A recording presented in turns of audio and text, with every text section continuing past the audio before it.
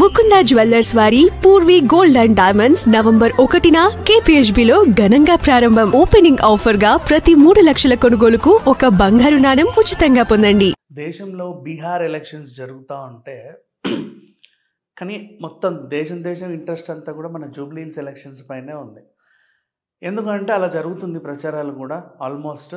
అయితే బోల్డ్ అన్ని సర్వేలు వచ్చాయి. ఆల్మోస్ట్ ఒక డజన్కు పైగా సర్వేలు ఈ పార్టీ గెలుస్తుంది, ఆ పార్టీ గెలుస్తుంది, ఈ పార్టీ గెలుస్తుందని రకరకాల జోస్యాలు చెప్పారు. నేను సర్వే చేసినటువంటి విధానాన్ని ఇప్పుడు చెప్తున్నా. ఇది ఎవరి సర్వే కాదు, నేను స్వతహాగా అంటే మేము ఆల్మోస్ట్ అన్ని కులాల వాళ్ళని కలిసిన తర్వాత తెలిసినటువంటి సర్వే ఇది. ఫస్ట్ ముస్లిం మైనారిటీ ఓటర్లకి ప్రిఫరెన్స్ ఇచ్చాము. ఎందుకంటే 1,00,000 పైగా ఓట్లు వాళ్ళ ఉన్నాయి కాబట్టి వాళ్ళు ఎవరికి వేస్తారు అని. స్టార్టింగ్ వెళ్ళినప్పుడు ఏం చెప్పారు అంటే చాలామంది మేము బీఆర్ఎస్కే వేద్దాం అనుకుంటున్నామండి అని చెప్పారు. అదే ఎందుకండి, దేనికి రీజన్ ఏంటి?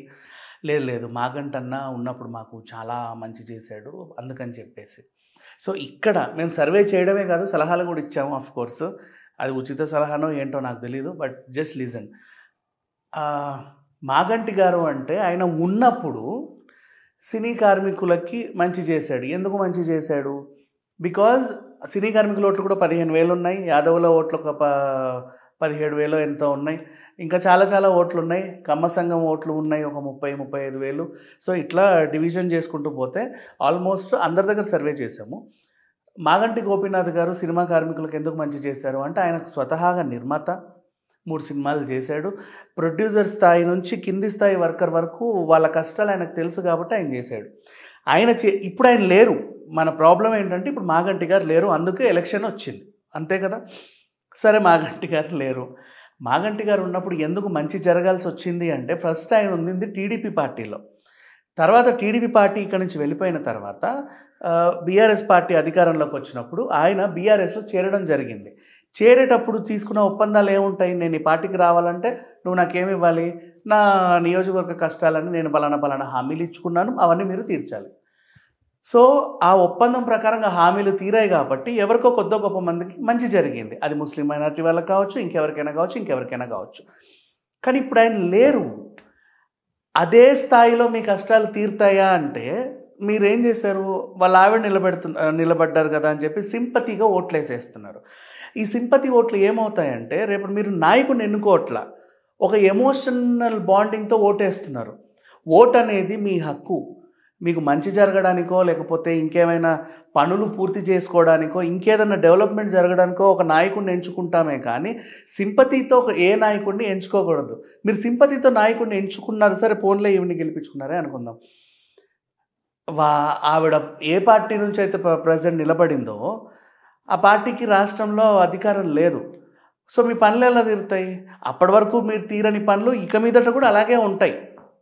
అప్పుడు నిందెవరి మీద పడుద్దంటే కాంగ్రెస్ ప్రభుత్వం ఉన్నా కూడా మమ్మల్ని ఏమీ ఆదుకోలేదు అంటారు. కాంగ్రెస్ ప్రభుత్వం ఆదుకుంటుంది, కాకపోతే మీ సమస్యలు ఎవరి దగ్గరికి వెళ్తాయి? ఫస్ట్ ఎమ్మెల్యే దగ్గరికి వెళ్తాయి. ఆ ఎమ్మెల్యేకి కాంగ్రెస్తో సంబంధం లేనప్పుడు ఆవిడ ఏం మాట్లాడదు. అసలు ఆవిడ ఫస్ట్ ఆఫ్ ఆల్ మాట్లాడట్లా. ఇంకొకటి బాగా గుర్తుపెట్టుకోండి, మాగంటి గారి కంటే ఒక నాలెడ్జ్ ఉంది, అదే నాలెడ్జ్ ఈవిడకి కూడా ఉండాలనుకోవడం మూర్ఖత్వం. సో అలా మళ్ళీ మీ ఓట్లు అలాగే ఉండిపోతాయి. మనకు కావాల్సింది ఎవరు? పనిచేసేవాళ్ళు, మాట్లాడేవాళ్ళు ఫస్ట్ ఆఫ్ ఆల్. ఇకపోతే బీజేపీకి వెళ్దాం. బీజేపీలో ఆయన మాట్లాడుతున్నాడంటే ఆయనకు అసలు నోరే తిరగట్లా. ఆయన తరఫున ఎవరెవరో ప్రచారం చేస్తున్నారు, వాళ్ళు మాట్లాడుతున్నారు. ఈ బీఆర్ఎస్ కూడా అంతే. ఈవిడ వెనకాల కేటీఆరో లేకపోతే ఇంకెవరో, లేకపోతే ఇంకా కేటీఆర్ ఒకటే మాట్లాడుతున్నారు. ఆ పార్టీలు ఇంకా మాట్లాడే వాళ్ళు ఎవరున్నారు మనకు తెలిసిందే. సో ఇది సంగతి.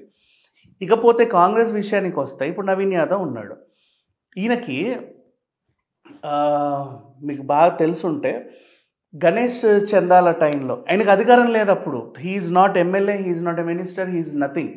రాజకీయాల్లో పార్టీలో 2 సార్లు నిలబడ్డాడు అంతే తప్పితే గెలవలేదు. కాబట్టి అయినా సరే ఆ ఊర్లో అంటే ఆ పర్టికులర్ ప్లేస్లో ఒక పెద్ద మనిషిలాగా ఎవరైనా సరే గణేష్ చందాలకు వెళ్తే వాళ్ళందరికీ భారీగా డబ్బులు ఇచ్చేవాడు.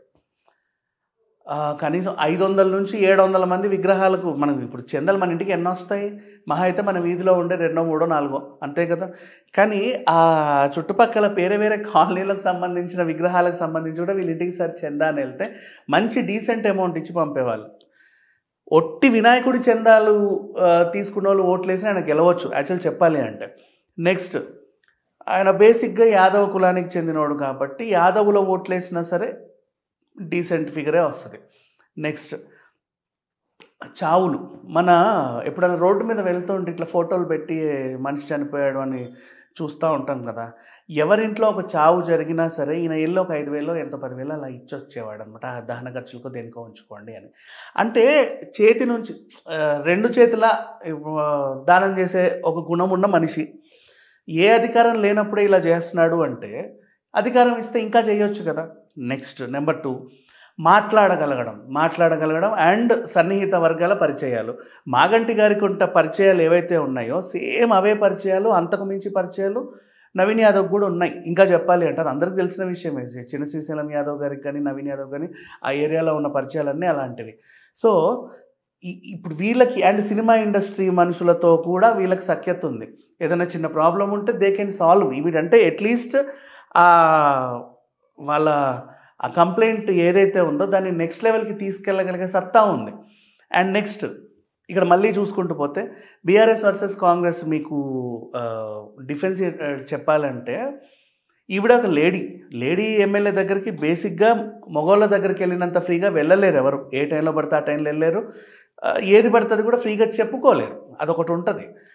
ఇక్కడ అంటావా లేడీస్ అయినా సరే జెంట్స్ అయినా ఈవెన్ ట్రాన్స్జెండర్స్ అయినా జూబ్లీహిల్స్ నియోజకవర్గంలో ట్రాన్స్జెండర్ల ఓట్లు కూడా చాలా ఉన్నాయి. ఈవెన్ వాళ్ళైనా సరే వెళ్ళి నాకు ఇది కావాలన్నా అది లేదు ఇది లేదని చెప్పుకోవచ్చు ఈజీగా. సో ఇది మనకున్న ఫెసిలిటీస్. ఇది ఒక్కటి చూసుకుంటే ఎవరిని ఎంచుకోవాలనేది మన మీద ఉంటుంది. ఎందుకంటే మేము చేసిన సర్వేలలో చాలా వరకు ఏంటంటే సింపతి. ఎందుకు సింపతి? సరే సింపతి, మీకు కావాల్సిన సింపతి కాదు, మీరు ఒక నేతని ఎన్నుకోబోతున్నారు, డొనేషన్ కాదు కదా ఓట్లు అనేవి. ఓట్లు ఏమైనా డొనేషన్ చేస్తున్నారా అయ్యో పాపం అని చెప్పేసి, లేదా హుండీలో డబ్బులు వేస్తున్నారా అయ్యో పాపం అని కాదు.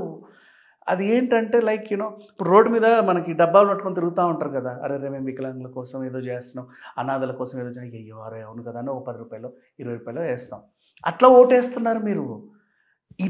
ఇది పద్ధతి కాదు యాక్చువల్గా చెప్పాలి అంటే. పని ఎవరు చేస్తారు? మీరు ఎందుకు ఓటేస్తున్నారు? మీరు ఒక నాయకుడిని ఎన్నుకుంటున్నారు, లేదా ఒక నాయకురాలను ఎన్నుకుంటున్నారు. ఆ నాయకురాలో ఏం చేయాలి? మీకు అప్పటి వరకు మీకు అవ్వని పనులని చేసి పెట్టాలి. బోల్డ్ అనే డిమాండ్లు ఉంటాయి ప్రతి ఒక్కరు, మాకు అది లేదు, మాకు ఇది లేదు, అది లేదు, మాకు అది రాలేదు, ఇది రాలేదు, రేషన్ కార్డులు రాలేదు, లేకపోతే గవర్నమెంట్ నుంచి ఇంకేదైనా ఫెసిలిటీస్ రావాల్సి ఉన్నవి రాలేదు, వికలాంగుల పెన్షన్ రాలేదు, లేకపోతే ఇంకేదో రాలేదు. ఇవన్నీ చెప్పుకోవడానికి ఎవరో ఒకరు ఉండాలి కదా. నువ్వు చెప్పుకున్నా సరే అక్కడ లీడర్షిప్లో నువ్వు ఎవరినైతే ఎన్నుకున్నావో వాళ్ళు అర్థం చేసుకునే పొజిషన్లో కూడా ఉండాలి కదా నీకు ఆ కష్టం ఉంది అని. అలా కాకుండా డమ్మీగా సానుభూతి అని చెప్పేసి, ఇప్పుడు ఒక లీడర్ లేడు అంటే వాళ్ళ కొడుక్కో పెళ్ళానికో లేకపోతే కూతుర్లకో ఎవరెవరికో మనం సీట్లు ఇస్తారు ఆ పార్టీ వాళ్ళు ఎందుకు అలా ఇస్తారు అంటే ఖచ్చితంగా వాళ్ళు ఇవ్వాలి, ఎందుకంటే ఆ రిలేషన్ వాళ్ళు బ్రేక్ చేసుకోకూడదు కాబట్టి. కానీ జనాలు మాత్రం మీరు ఒక లీడర్ని ఎన్నుకునేటప్పుడు ఏ లీడర్ని అయితే ఎన్నుకుంటున్నారో ఆ లీడర్ నీకు ఏమైతే చెయ్యాలో, మీ పనులు ఏవైతే పెండింగ్లో ఉంటాయో అది ఎవరైతే చెయ్యగలరో, ఎవరు మాట్లాడగలరో అసెంబ్లీలోనో లేకపోతే బయటో లేక రోడ్ షో నిర్వహించినప్పుడు అట్లీస్ట్ ఒక బహిరంగ సభ పెట్టినప్పుడు నోరు తెరిచి మాట్లాడగలిగేవాడు, మీరు చెప్పినా కూడా విని అర్థం చేసుకునే వాళ్ళు కావాలి. సో ఈ లెక్కన చూసుకుంటే మీరు ఎవరికైనా వేసుకోవచ్చు, అది ఇండిపెండెంట్ అభ్యర్థి కన్నా వేసుకోవచ్చు, నవీన్ యాదవ్ కన్నా వేసుకోవచ్చు, లేకపోతే ఆవుకు సంబంధించి ఒక ఆయన తిరుగుతున్నాడు అతని గో సంరక్షణ అతనికైనా వేసుకోవచ్చు, ఎవరిష్టం వాళ్ళది. కాకపోతే అంటే మనం ఎవరికైతే ఓటేస్తున్నాం అనేది చూసుకుంటే అవతల మనిషి మన ప్రాబ్లమ్స్ వినగలగాలి, మనల్ని కలవగలగాలి, విన్నా కలిసినా కూడా ఆ ప్రాబ్లం ఆయన అర్థం చేసుకోగలగాలి, అర్థం చేసుకున్నా కూడా ఆయనకున్న పరిచయాలతో దాన్ని కనీసం అట్లీస్ట్ సాల్వ్ చేయగలగాలి. నీ ప్రాబ్లం సాల్వ్ అవ్వకపోయినా పర్లేదు కానీ నేను సాటిస్ఫై చేయగలిగితే చాలు. పేపరా సర్లే అక్కడ పెట్టేసి వెళ్ళండి చూస్తాలే అనే నాయకులు మనకి ఎందుకు? నమస్తే అన్నంటే నమస్తే, ఎక్కడి నుంచి వచ్చావు, ఇక్కడి నుంచి వచ్చావు, ఏంటి మీ ప్రాబ్లం, ఇది నా ప్రాబ్లం, ఓకే ఓకే ఓకే చూద్దాం చేద్దాం, అట్లీస్ట్ సాటిస్ఫాక్షన్. కనీసం గేటు దగ్గరికి వెళ్ళి మీరు పేపర్ కూడా ఇవ్వలేని పరిస్థితిలో ఉన్నప్పుడు మీకు నాయకుడు ఎందుకు? సో ఏదేమైనా సరే ఎన్నుకునేటప్పుడు నీట్గా ఎందుకంటే సర్వే రిపోర్ట్లు బోల్డ్ అన్నీ చెప్తున్నాయి. సర్వేలు ఏం చెప్తాయి? మీరు చెప్పేవే సర్వేలు చెప్తున్నారు. అందుకే నేను సర్వే చేశాను. మీరు మాట్లాడేవే వాళ్ళు రాసుకొని ఓహో ఇట్లున్నారు మనుషులు, వీళ్ళ తీరు తెన్ను ఇది ఇది ఇది ఇది అని. అంతే, అంతమించి ఇంకేమీ లేదు.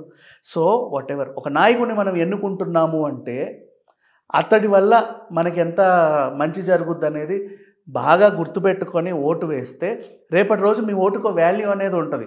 సింపతి ఓట్లు, ఆ ఓట్లు, ఈ ఓట్లు, అయ్యో పాపం, ఇవన్నీ రాజకీయాల్లో పనికిరావు. ఎందుకంటే మిమ్మల్ని అయ్యో పాపం అనేవాడు ఎవడో ఉండడు రేపటి రోజు. నిజం, సీరియస్లీ. మొహం చూసి ఓట్లేస్తా, మొహం చూసి ఓట్లేయడానిక మనం ఉంది. రేపటి రోజు మన మొహాలు ఎవరికి తెలియాలి? మన మొహం ఎక్కడ పెట్టుకుంటాం? ఎక్కడ పెట్టుకోలేరు, ఎవరికీ తెలియదు.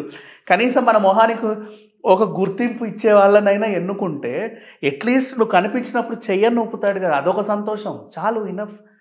అట్లా. సో వాట్ ఎవర్, ఏదైనా ఓపెనింగ్లకు అంటే ఎన్నుకున్న నాయకుడు కేవలం ఏదైనా షాప్ ఓపెనింగ్లకు వచ్చి పోవడమో, లేకపోతే ఏదైనా మీటింగ్లో ఇలా కూర్చొని శాల్వ కప్పుకొని వెళ్ళడమో కాదు. మనం ఒక నాయకుడిని ఎన్నుకుంటున్నాం అంటే మన దగ్గర ఉన్న ప్రాబ్లమ్స్ ఏంటి అవన్నీ మైండ్లో పెట్టుకొని సరిగ్గా ఎన్నుకుంటే సాల్వ్ అయిపోతుంది.